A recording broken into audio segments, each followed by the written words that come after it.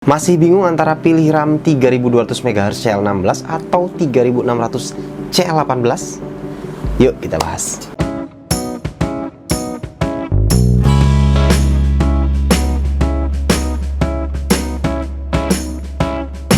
Assalamualaikum warahmatullahi wabarakatuh. Ketemu lagi di layar desktop bersama saya Andriana Nugraha. Dan kali ini kita akan bahas mengenai RAM atau memori ya. Dan spesifik kita akan bahas mengenai perbandingan antara 3200 MHz CL16 versus 3600 MHz CL18 ya. Kedua opsi ini yang biasanya banyak ditanya nih sama teman-teman, karena memang kedua opsi ini banyak sekali tersedia di pasaran ya. Biasanya untuk merek yang sama, tipe yang sama, ada kasih dua opsi nih, 3200 MHz CL16 atau 3600 MHz CL18. Dan harganya pun biasanya beda-beda tipis ya. Biasanya sekitar ya 100 ribuan lah lebih mahal yang 3600 MHz CL18 dibandingkan 3600 CL16. Bahkan ada juga sih yang di bawah 100 ribu selisihnya gitu kan. Jadi dengan selisih harga segitu, apakah kita harus spend budget lebih banyak sedikit untuk beli yang 3600 MHz CL18 atau cukup yang 3200 MHz CL16 saja sih? Kita akan lihat perbandingannya seperti apa ya di video kali ini. Tapi sebelum kita mulai, buat teman-teman yang belum subscribe channel layar desktop, jangan lupa diklik dulu tombol subscribe-nya dan jangan kelewatan loncengnya juga ya, untuk support terus channel ini tentu saja agar lebih baik dan lebih berkembang lagi. Oke, langsung aja kita bahas perbandingannya. Nah, kali ini kebetulan kita ada sebuah RAM dari Tim Group, yaitu Tim T-Force Extreme 32GB kit ya, 2x16GB 3200 MHz CL16. Kita akan gunakan RAM ini untuk testing di video kali ini. Dan di pasaran ini juga tersedia yang versi 3600 MHz CL18-nya. Nah, untuk video kali ini kita akan coba gunakan RAM ini untuk testing, dan kita akan set yang pertama adalah sesuai XMP profilnya di 3200 MHz CL16, yaitu di timing 16, 18, 18, 18, 38. Dan kita yang kedua akan coba setting RAM ini di 3600 MHz dengan timing di 18, 22, 22, 22, 42 sebagaimana timing yang digunakan untuk tipe RAM yang 3600 CL18. Nah, kita akan coba tes baik itu benchmark sintetis maupun juga real workloadnya, gaming maupun editing ataupun rendering. Nanti kita akan coba lihat ya sejauh mana perbedaan performance-nya. Nah, untuk test bednya kita akan gunakan PC yang di belakang ini, yaitu ini adalah PC yang sudah kita rakit di video yang lalu ya.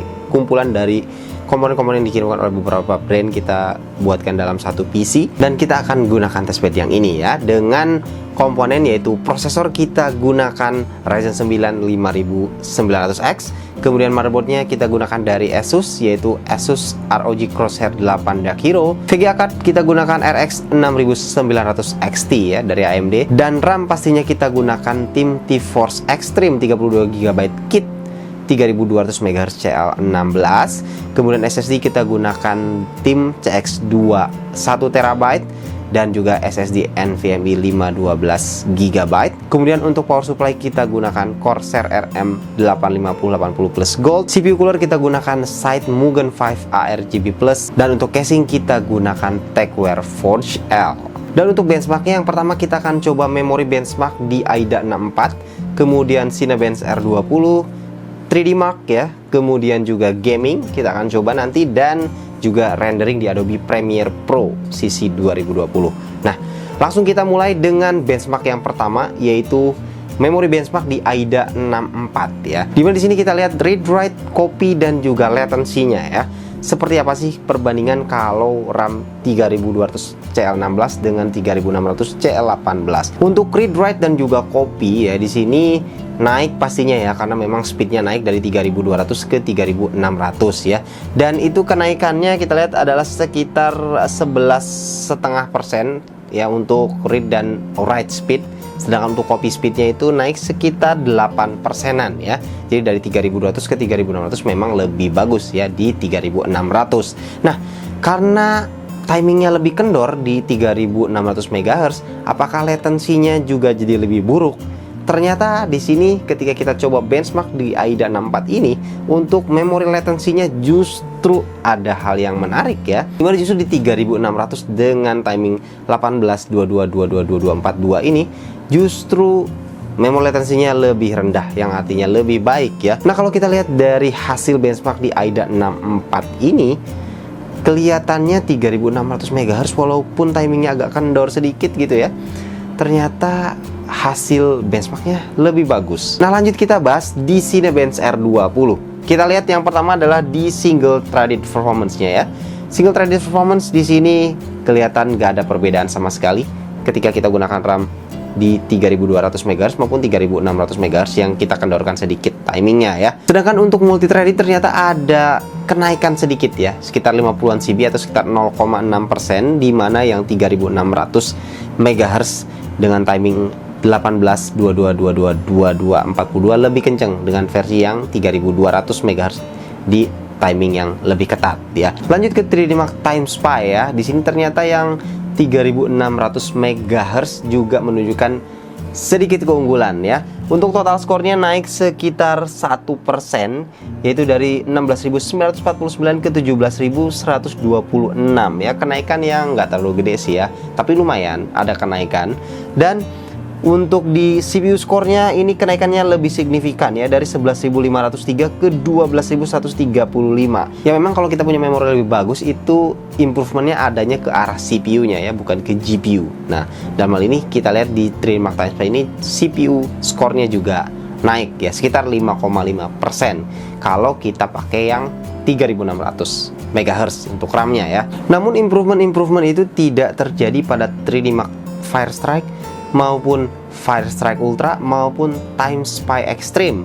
Justru nggak terlalu banyak perbedaan antara 3200 MHz dengan 3600 MHz yang dikendorkan timingnya. Nah, gimana untuk real workloadnya? Nah, di sini kita gunakan dua game, yaitu yang pertama Shadow of the Tomb Raider, yang kedua Far Cry New Dawn. Kita gunakan dua game ini karena kedua game ini punya in-game benchmark, sehingga kita bisa lebih mudah untuk komparasinya ya. Dan juga sebenarnya ini dua game yang satu pertama Shadow of the Tomb Raider mewakili game-game yang cukup CPU bound, sedangkan Far Cry New Dawn nggak terlalu CPU bound, lebih ke GPU bound sih sebenarnya. Jadi dengan kedua tipe game ini kita bisa lihat kalau game yang CPU bound itu gimana pengaruh memori, kalau yang ke GPU bound itu pengaruh memori atau RAM itu gimana sih gitu ya. Dan kita juga akan bandingkan di 3 resolusi ya, 1080p, 1440p dan juga 4K ya. Oke, langsung aja kita bahas di game pertama, yaitu Shadow of the Tomb Raider. Untuk resolusi 1080p ternyata 3600 MHz CL18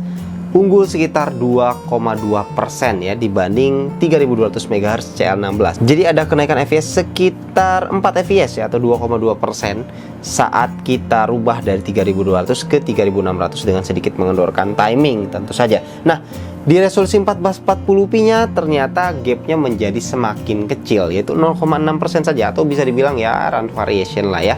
Gapnya nggak ada bisa dibilang ya, jadi sama aja untuk performance di 1440p.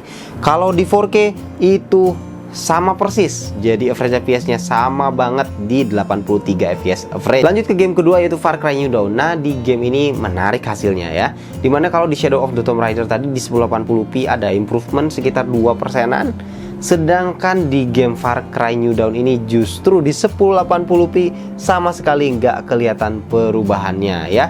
Jadi sama persis FPS-nya, sedangkan di 1440p dan 4K-nya justru malah agak sedikit lebih baik hasilnya ketika pakai 3600 MHz CL18 di sini. Nah, dari hasil benchmark kedua game tersebut ya, kalau kita lihat di situ improvement ada untuk game-game yang lebih ke CPU bound seperti Shadow of the Tomb Raider, tapi di resolusi 1080p, karena kalau di 1440p dan 4K itu sudah GPU bound.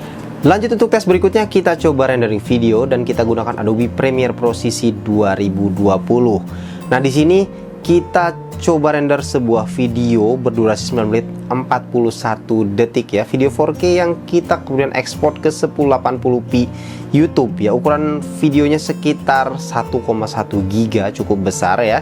Coba kita render, kita lihat sejauh mana perbedaan antara 3200 MHz CL16 dan 3600 CL18 tadi. Dan ternyata waktu rendering antara kita gunakan RAM 3200 MHz dengan timing 16, 18, 18, 18, 38 dan 3600 MHz dengan timing 18, 22, 22, 22, 42 itu hasil renderingnya sama persis di 5 menit 14 detik. Jadi sama persis, nggak ada perbedaan sama sekali ya. Saya coba berulang-ulang juga hasil rendernya sama waktu renderingnya.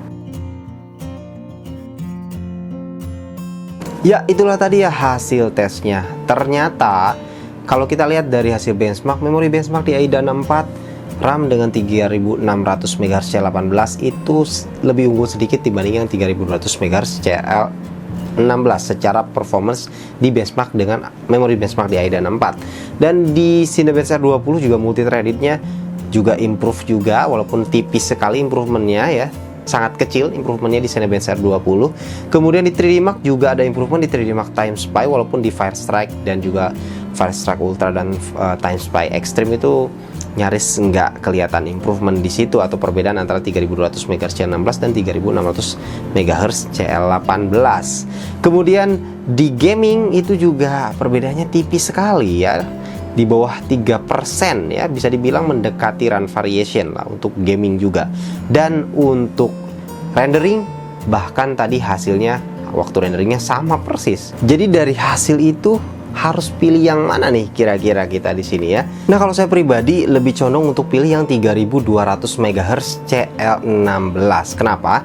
Selain harganya tentu saja sedikit lebih murah ya, dia juga sebenarnya masih bisa di overclock menyamai speednya yang 3600 MHz CL18 atau bahkan lebih dari itu pun bisa. Seperti halnya saat saya tunjukkan di video rakit PC dengan menggunakan tim T-Force Extreme ARGB 3200 MHz CL16 yang ini gitu kan, dimana ketika itu kita bisa jalankan sampai 3733 MHz dengan timing di 18 22 22 22 42, lebih tinggi daripada yang 3600 MHz CL18 ya, walaupun si 3600 MHz CL18 juga bisa di overclock juga. Jadi hasilnya saya rasa yang 3200 MHz CL16 maupun 3600 CL18 itu hasil overclockingnya mentok-mentoknya akan sama juga gitu ya.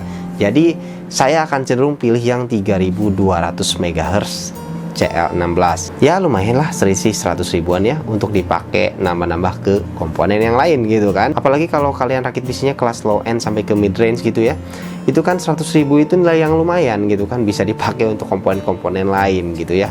Ya itu aja mungkin untuk video kali ini teman-teman ya, mudah-mudahan bisa memberi manfaat buat teman-teman di rumah. Buat kalian yang punya pendapat lain silahkan kalian tulis di kolom komentar ya. Terima kasih teman-teman sudah menonton, sampai jumpa di video berikutnya. Assalamualaikum warahmatullahi wabarakatuh.